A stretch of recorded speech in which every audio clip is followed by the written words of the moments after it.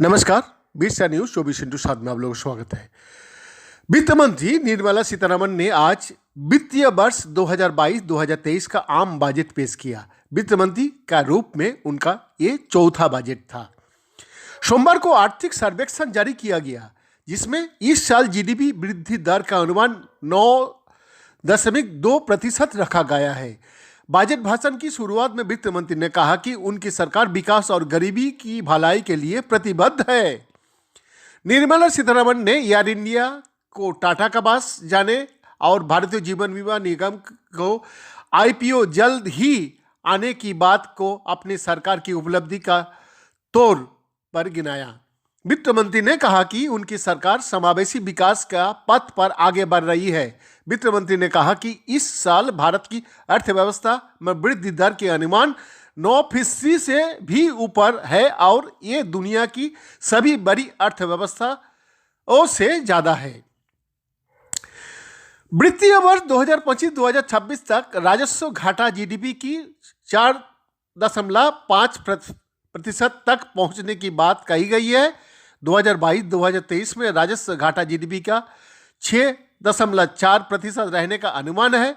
2021-2022 में संशोधित राजस्व घाटा जीडीपी का 6.9% बताया गया है। 2022-23 में कुल खर्च 39.45 ट्रिलियन रुपया होगा।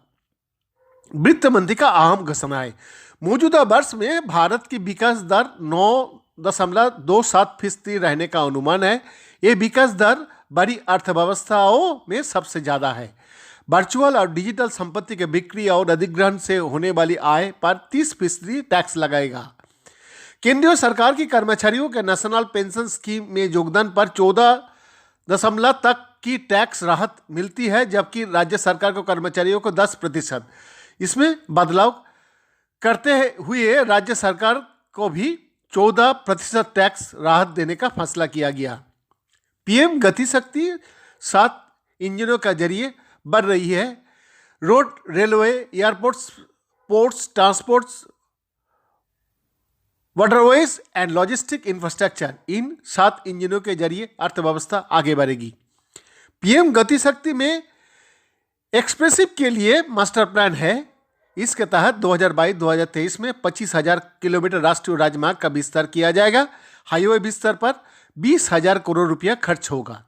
पहाड़ी क्षेत्र में पारंपरिक सड़कों के लिए राष्ट्रीय रोपवे विकास कार्यक्रम में पीपीपी मॉडल में लिया जाएगा। इसमें पर्यटन का बढ़ावा मिलेगा। डिजिटल यूनिवर्सिटी भी बनाया जाएगी। यहाँ अलग अलग भारतीय भाषाओं में पढ़ाई होगी। व्यवसाय करने में सुविधा के लिए देश में कहीं भी पंजीकरण के लिए एक राष्ट्र एक पंजीकरण स्थापित किया जाएगा।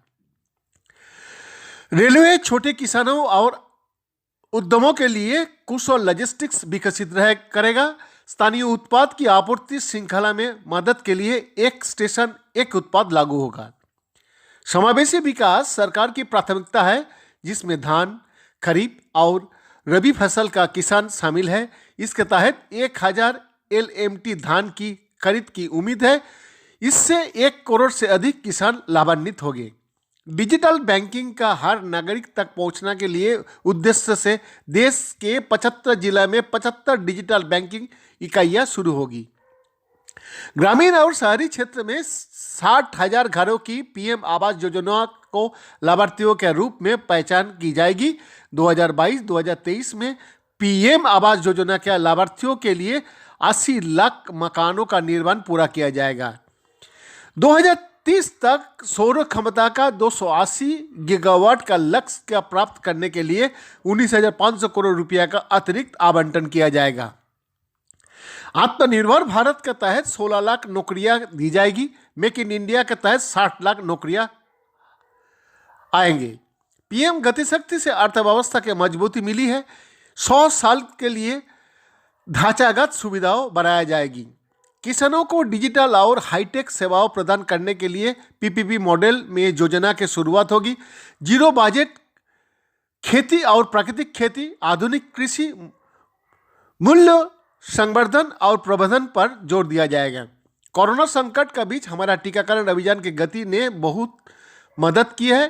प्रोडक्शन से जुड़ी प्रोत्साहन योजनाओं के 14 सेक्टर्स में बहुत बेहतर रिस्पॉन्स है। हमने टैक्स सिस्टम का और सरल बनाया है। हम एक नया अपडेटेड रिटर्न पेश कर रहे हैं जहां लोग आईटी रिटर्न दाखिल करने का 2 साल का भीतर अपडेटेड रिटर्न दाखिल कर सकेंगे। Minimum government and maximum governance के प्रति सरकार प्रतिबद्ध है। 1486 यूनियन कानूनों को निरस्त होने का साथ ease of doing business 2.0 launch किया जाएगा।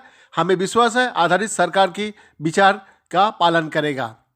कोविड महामारी के कारण औपचारिक शिक्षा से दूर होने वाले बच्चे के लिए 1 क्लास 1 टीवी चैनल व्यवस्था लाई जाएगी। किसानों के लिए प्राकृतिक खेती का अपनाने के लिए राज्य सरकार और एमएसएमई की भागीदारी के लिए व्यापक पैकेज पेश किया जाएगा। 44,605 करोड़ रुपया की कैन बेतवा लिंक का कार्यखंड होगा। इसमें 9 लाख हेक्टेयर भूमि का सिंचाई की व्यवस्था होगी। हमारी सरकार सशस्त्र बलों में आत्मनिर्भर भारत का बढ़ावा देने के प्रतिबद्ध है। 2022-2023 के लिए पूंजी खरीदी बजट का 68% घरेलू उद्योग के लिए निर्धारित किया जाएगा, जो 2021-2022 में 58% था। ब्लॉकचेन और अन्य तकनीक को इस्तेमाल करके डिजिटल करेंसी शुरू की जाएगी। आरबीआई 2022-2023 से इसे जारी करेंगे। स्किलिंग प्रोग्राम की नया रूप दिया जाएगा। युवाओं की स्किलिंग, अपस्किलिंग और रीस्किलिंग के लिए डिजिटल देश ई पोर्टल लॉन्च किया जाएगा। क्लास 1 से 12 के लिए क्षेत्रीय भाषाओं में पूरक शिक्षा प्रदान करने के लिए 1 क्लास 1 टीवी चैनल का संख्या को 12 का 200 टीवी चैनल किया जाएगा। गंगा के किनारे 5 किलोमीटर चौड़े गलियारों में किसानों की जमीन पर फोकस के साथ पूरे देश में रसायन मुक्त प्राकृतिक खेती का बढ़ावा दिया जाएगा। अगले 3 वर्षों के दौरान बेहतर दक्षता वाले 400 नई जनरेशन के वंदे भारत ट्रेन लाई जाएगी। अगले 3 वर्षों में 100 पीएम गतिशक्ति कार्गो टर्मिनल विकसित किया जाएगा। हर घर नल से जल योजना के लिए वर्ष 2022-2023 में 60,000 करोड़ रुपया आवंटित किया गया है। रबी 2022-2023 में 163 लाख किसानों से 1,208 मीट्रिक टन गेहूं और धान खरीदा जाएगा। वर्ष 2023 का मोटा अनाज वर्ष घोषित किया जाएगा। बैद्यनाथ दास का रिपोर्ट, बिरसा न्यूज 24 अनुसार।